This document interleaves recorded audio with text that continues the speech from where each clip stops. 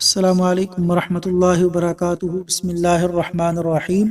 اللہ کی طرف سے محافظ پہرا دے گا۔ جامع ترمذی حدیث نمبر 3404۔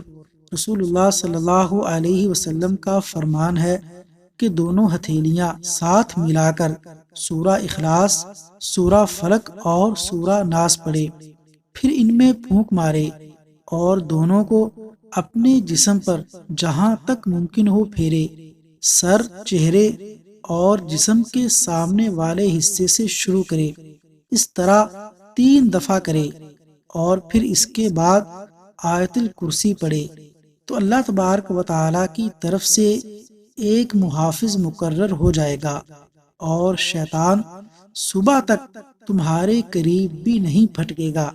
اللہ تبارک و تعالی عمل کرنے کی توفیق عطا فرمائے اور شیطان کے شر سے محفوظ فرمائے۔